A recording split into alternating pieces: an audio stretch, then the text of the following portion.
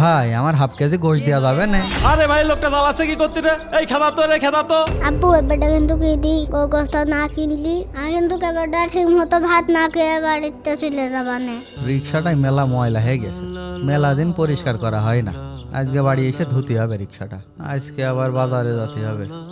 আব্বু আব্বু ইত্যা সিলাইছিলাম আমাকে গোস্ত কিনবা না? আব্বা গরুর গোশ কিনতে হবে তা তো আমিও বুঝতে পারছি, কিন্তু আমরা তো গরিব মানুষ, রিক্সা চালাই খাই। এখন রোজা থেকে এই গরমে ভাড়া মারা কষ্ট হয়ে যাচ্ছে।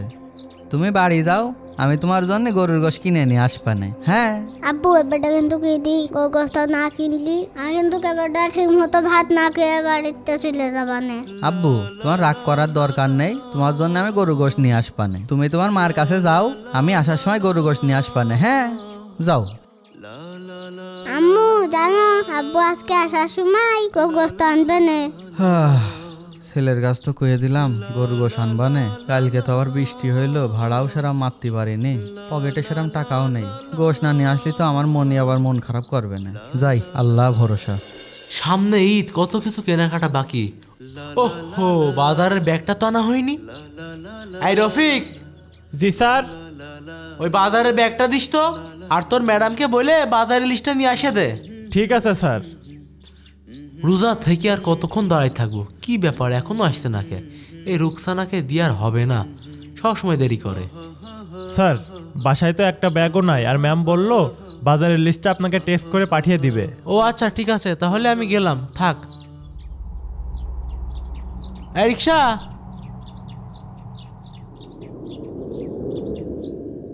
এই আসে নাই গোশ নেন, একেবারে 1 নাম্বার গোশ। এই আসে নাই গরুর গোশ আছে, এই যায় রে গরুর গোশ।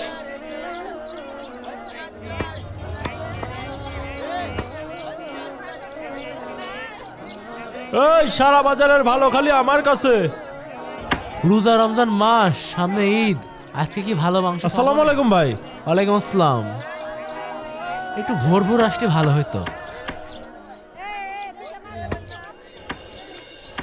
গরুর গোশের দাম তো মেলা, আবার সামনে ঈদ, ওই মনের জন্য কিনলেই হবে না। ওই ভাই আসেন আসেন, 1 নাম্বার গোশ, 1 নাম্বার গোশ। পকেটে তো সেরাম টাকাও নেই, গরুর গোশের দাম যে কত নেবে না। যাই যে দেখি। ওই ভাই এদিকে আসেন, এদিকে আসেন, ভালো গোশ হবে না। ভাই আমার হাফ কেজি গোশ দেওয়া যাবে না? ভাই আমরা হাফ কেজি গোশ বেশি না, আপনি অন্য জায়গায় দেখেন ভাই। ভাই গরিব মানুষ তো, বোঝেনি তো। ওই পাশে রিক্সাটা থোয়াইছি, পকেটে মাত্র 400 টাকা আছে। আমার ছেলেটা ঈদে গোশ খাতে চেয়েছে, এই গরুর গোশ, সেই জন্যই গোশ কিনতে আইছি। তাছাড়া আমরা প্রতি ঈদই পোল্ট্রির গোশই খাই। আপনি একটু দেখেন দেনি ভাই, হাফ কেজি গোশ দেওয়া যায় নাকি? ভাই আপনার কাছে একবার বললাম যে হাফ কেজি গোশ বেশি নে, আপনি অন্য জায়গায় যান, জালিয়ান না ভাই, বেচা কিনা করতে দেন ভাই। আর হয় না, যাই ওইদিকে যাই হাফ কেজি দেখি। গোশ দেন না ভাই, টাকা দিয়েই তো নিচ্ছি। আরে জালিয়ান না ভাই, বেচা কিনা করতে দেন। এই সারা, ওই ভাই জন জন জন, ওই ভাই এদিকে আসেন। এই জায়গার গোশ ভালোই মনে হচ্ছে। ভাই গোশ কত করে কেজি? 750 টাকা। ও আচ্ছা, 750। ঠিক আছে, তাহলে আপনি সিনার থেকে ভালো দেখে 5 কেজি মাংস দেন। ভাই ভালো দেখে দিয়েন, ভালো দেখে দিয়েন, ওই মাঝখান থেকে ভালো করে কাটেন। আচ্ছা ঠিক আছে, সমস্যা নেই, আপনি আমার পরিচিত খদ্দের না, আপনার ভালো দেখেই কি দিবেন। যে করি ভাই, আমার হাফ কেজি গোশ দেন। আরে ভাই লোকটা জ্বালাচ্ছে কি করতে রে? এই খেদা তো রে, খেদা তো। ভাই কি হয়েছে? ভাই হাফ কেজি গোশ আমরা বেশি নেই, খালি আমাকে জ্বালাচ্ছে, অন্য জায়গায় জাতি কলম তা গেল না। ভাই আপনি একটু কর না, হাফ কেজি গোশ দিতি। আমরা সারা বছর গরুর গোশ খাই না। আমার একটা ছোট ছেলে আছে, সে কয়েছে এই দিশে গরুর গোশ খাবে। ভাই কয়দিন পরে ঈদ, আমি রিক্সা চালাই খাই, আমার কাছে হাফ কেজির বেশি গোশ কিনা মতো টাকা নেই। ভাই আপনি একটু কর না, হাফ কেজি গোশ দিতি। ভাই তাহলে ওই জায়গায় আমার 5 কেজি গোশ দিচ্ছেন, হ্যাঁ। 3 কেজি আলাদা দেন, 2 কেজি আলাদা ঠিক দেন। আছে, ওই ওজন দিয়া 3 কেজি 2 কেজি 2টা প্যাকেট কর। ভাই আপনার প্যাকেটটা দেখি।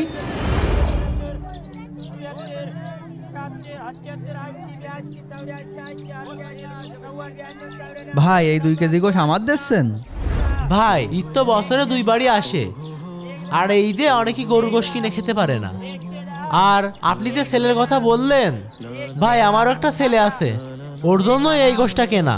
আর আমি যে আপনাকে গোশটা দিলাম, আপনি এই গোশটা দাম বা ভিক্ষে ভেবেন না, মনে করেন আমি আপনার বড় ভাই, আর আমি আমার ভাতিজার জন্য এই মাংসটুকু দিলাম।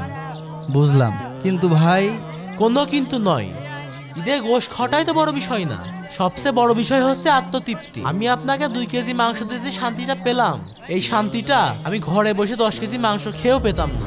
অসহায় মানুষের নয়নের অশ্রুসিক্ত, এটাই আমাদের সমাজের নির্মম বাস্তব চিত্র। তাই এই ঘটনা তুলে ধরলাম আপনাদের মাঝে, হয়তো আপনাদের হৃদয়ে লেগে থাকবে আজীবন ধরে। ভিডিওটি ভালো লাগলে শেয়ার করে আমাদের পাশে থাকুন। ফেসবুক থেকে দেখলে ফলো এবং ইউটিউব থেকে দেখলে সাবস্ক্রাইব করতে ভুলবেন না। ধন্যবাদ।